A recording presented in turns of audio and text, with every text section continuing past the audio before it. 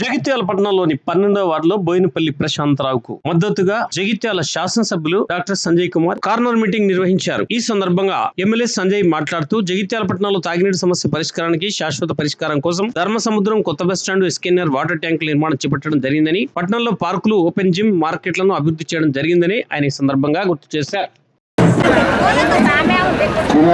అధ్యక్షులు మహిళలు వేదికపై రావాల్సిన కోరుతున్నాను. అలాగే రాజరణ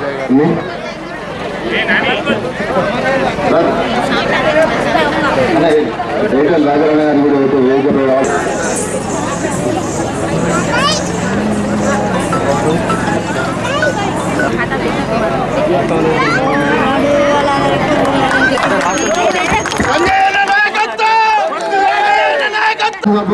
మన అభివృద్ధి ప్రదాత రంగరాజన్ ఒక 2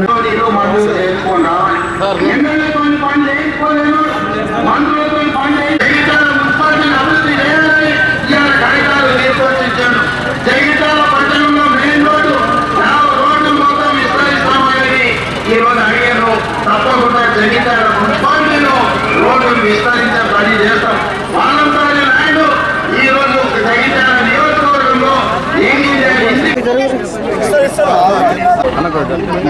పట్టణంలోని దరుత్యం 12వ వార్డులో కాంగ్రెస్ అభ్యర్థిగా పోటీ చేస్తున్న బోయినపల్లి ప్రశాంతరావుకు ప్రచారానికి వచ్చిన సందర్భంలో మరి వీరందరూ కూడా గత 3 ఎలక్షన్లో నాకు మంచి మెజార్టీ ఇచ్చింది. ఈ ప్రాంతంలో మరి మొదట్లో అప్పటికప్పుడు కూడా కొద్ది సమయంలో వచ్చిన కానీ అప్పుడు టీఆర్ఎస్ పార్టీ నుంచి ఉన్నప్పుడు నేను ప్రచారంకి రాగానే అప్పుడు అభ్యర్థులు గెలిపించారు. రెండవసారి 2 నామినేషన్ వేసారు. ప్రశాంతరావు గారు, అంతకుముందున్న కౌన్సిలర్ గారు. అప్పుడు నేను ప్రశాంత్కు తమ్ముడు నువ్వు విద్రాగా, ఎందుకంటే వాళ్ళు అంతకుముందు ఓడిపోయి ఉండేది, అప్పుడు కూడా టికెట్ రాలేదు, సహాయం చేద్దామని చెప్పారు. విద్ర అయినందుకు నేను అప్పటి నుంచి కూడా తమ్ముళ్ళ చూసుకుంటూ ఉంటాను. మరి ముఖ్యంగా రాజకీయాలకు అతీతంగా ప్రశాంతరావు ట్రాన్స్పోర్ట్ వ్యాపారంలో టవర్ దగ్గర వాస్తవానికి మా కుటుంబాలకు సంబంధించిన వాళ్ళు మాది ఒకటే ఉంటుండే తరతరాలుగా అంతర్గామం సంబంధించింది. మరి మా గడియారం గారి ఇంటి దగ్గర షాపులలో తన ట్రాన్స్పోర్ట్ అప్పుడు అన్ని వర్గాలతోటి వైశ్యులు కావచ్చు, పద్మశాలు కావచ్చు, స్వర్ణకారులు కావచ్చు, మైనారిటీలు, మేదర్ వాళ్ళు, వంజర్ వాళ్ళు, ఆ ప్రాంతంలో ఉండే వాళ్ళ పేరు చెప్తున్నాం. వాళ్ళందరితో కూడా వెనకాల కాపు వాళ్ళు ఉంటారు. వాళ్ళందరితో కూడా చాలా అన్యోన్యంగా ఉంటూ కలిసిమెలిసి ఉంటూ తన వ్యాపారాలతో చేసుకుంటూ నేను హాస్పిటల్ కట్టుకొని ఇల్లు కూడా మార్చుకున్నాక మా అమ్మ నాన్న వాళ్ళకు కూడా ఎంతో తోడుకున్న వ్యక్తి ప్రశాంత్ అని చెప్పి సందర్భంగా చెప్తా ఉన్నా. అందరూ అనుకోవచ్చు ప్రశాంత్ రాజకీయానికి సంబంధం కాదు. ఆయన పిల్లలు ఉన్నప్పుడే సింగపూర్ నుంచి వ్యాపారానికి వచ్చి మా టవర్ దగ్గర ఆ డిఎల్ఎస్ ట్రాన్స్పోర్ట్ పక్కన షాప్ అని మనమే ఇల్లు తరతరాలకెళ్ళి ఉన్నది. ఇప్పుడు అప్పుడప్పుడు అందరూ అంటుంటారు సంజయ్ సార్ రాజకీయాల్లోకి వచ్చి సంపాదించుకుంటున్నాను. సంపాదించుకునే అవసరం లేదు. రంగరాజన్ అసలులకు అందరికీ తెలుసు. మొదటికెళ్ళే ఉన్నాయి, ఏదో ఉన్నాయి కాపాడుకుంటున్నాను అంతే. అంతకంటే లేదు, ఎవరైనా కాపాడుకుంటారు. మరి ఈ సందర్భంలో ఈ విషయాన్ని ఇక్కడ వదిలేస్తే ఈ ధరుల్ camp B type, C type housing board వాళ్ళు పక్కనే పెద్ద ట్యాంక్ ఉంటుండే, సంపుంటుండే. కానీ ట్యాంక్ ఏడాది నిండిందా లేకపోతే చుక్క నీళ్ళు ఇళ్ళకి వచ్చినాయి అని అడుగుతున్నాం. 5-6 ఏళ్ళు వచ్చి ఉంటే మీరు నా మీద నమ్మకంతో గెలిపిస్తే ధర్మసముద్రంకి వెళ్ళి ఎలకబాయి వాడకి వెళ్ళి పైప్ లైన్ తెచ్చి నింపించి ఇవాళ ట్యాంక్ నిండినాకనే కదా ఇవాళ అంతకుముందున్న మాజీ చైర్మన్ ఇంట్లో కూడా నేను వచ్చిన తర్వాతనే ఆ నీళ్లు వస్తున్నాయి. ఇక్కడనే కాదు ఆ నీళ్లు ఇక్కడ నుండి కొత్త బస్ స్టాండ్ ట్యాంక్ ఎక్కి అక్కడ నుండి బైపాస్ రోడ్కు ఈ నీళ్లు పోయినాకనే సాయిబాబా గుడి దగ్గర ఇవాళ నీళ్లు అందుతున్నాయి. మరి ఈ రకంగా అభివృద్ధి చేస్తూ ఇంకా కూడా నీళ్లు కావాలి. అమృత్ పథకం కింద మొన్న 40 కోట్లు తెచ్చి కొత్త బస్ స్టాండ్ కాడ ఒక ట్యాంకు, విద్యానగర్ ఒక ట్యాంకు, అదేవిధంగా ధర్మసముద్రంలో ట్యాంకు ఇంకో 14 కోట్లతోటి డబల్ బెడ్రూమ్ దగ్గర గుట్ట మీద బ్రహ్మాండమైన ట్యాంక్ కట్టాం. డబల్ బెడ్రూమ్ వచ్చిన వాళ్ళు ఆలోచన చేయాలి. బ్రహ్మాండమైన ట్యాంక్ కట్టాం.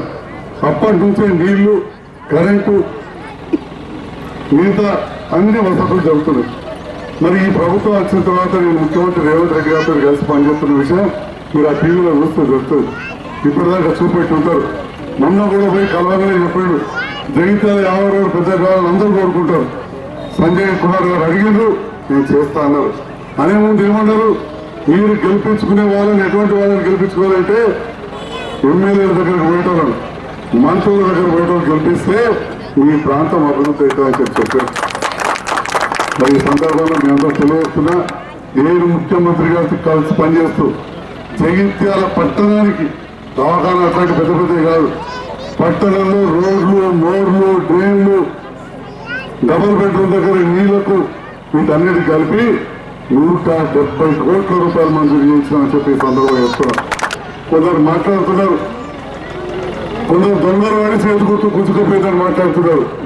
మొన్న వారే చెప్పారు, నేను కాంగ్రెస్ లకు చొక్కారావు గారి నేతృత్వంలో జాయిన్ అయినాను.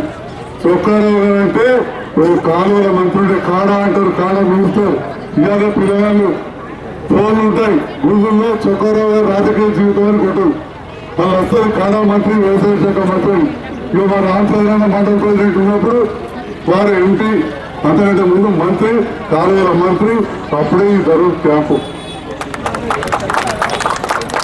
అమ్మగారు నా భార్య, మా అమ్మ వారి చెల్లె బిడ్డ. కానీ నేను చెప్పుకోకపోతుంటే మన స్వయాన ఆ సీనియర్ నాయకులే నేను తెలుగుదేశం ఏంటి అలా చంద్రబాబు నచ్చలేదు, నాకు అంతకుముందు కాంగ్రెస్ అంటే ఇట్లా ఉండవు, మళ్ళా నేను విలువ చచ్చిపోయాక నాకు ప్రేమ పుట్టింది, చొక్కారావు గారి నేతృత్వంలో జాయిన్ అయ్యా అని చెప్పి ఎల్ఎల్ గార్డెన్లో మన 10,000 కింద స్పీచ్ ఇచ్చాడు. వాళ్ళంతా మరి అదే కుటుంబాలకి నేను వచ్చిన మరి రోడ్డు గుర్తుకపోయినట్టు చేతి గుర్తు. మరి ఆ కుటుంబం నాది. స్వతంత్రం రాకముందు నుంచి కాంగ్రెస్ కుటుంబం, స్వతంత్రం రాకముందు నుంచి కాంగ్రెస్ కుటుంబం. నా ఊరు అంతగా పక్కకే. మా చిన్నతాత ఎంపీ 1957 ఓన్లీ బుటకు ముందు. ఇవాళ గాంధీ గారు ఎప్పుడైందంటే ఏ ఎస్సీలు అడిగినా చెప్తారు, సంజయ్ సార్ గారు తాగున్నప్పుడు కట్టేదొచ్చారు. మళ్ళా ఇవాళ 4,520 ఇంట్లు. అసలు రాష్ట్రంలో ఎక్కడన్నా వరంగల్ కట్టిరా, నిజామాబాద్ కట్టిరా, సిరిసిల్ల కట్టిరా, కర్నూలులో కట్టిరా, మంత్రి గారు గౌరవం కూడా కొరట్లో పెట్టారు. ఏదైనా ఉన్నాయా? నిర్మాణాలు పెద్దపల్లి మంచిర్యాల. ఇలా రాష్ట్రంలో అత్యధిక ఇల్లు మీరందరూ నా మీద అభిమానంతో, ప్రేమతోటి గెలిపించిన సంజయ్లకు మీ అండతోటి మేము నిర్మించిన ఈ సందర్భంలో మీ అందరికి విజ్ఞప్తి చేస్తా ఉన్నా, ప్రభుత్వంతో కలిసి పనిచేసే వాళ్ళకి గెలిపేయండి. బోయినపల్లి ప్రశాంతరావు గారు గెలిపించాల్సిందిగా మీ అందరికీ విజ్ఞప్తి చేస్తున్నా.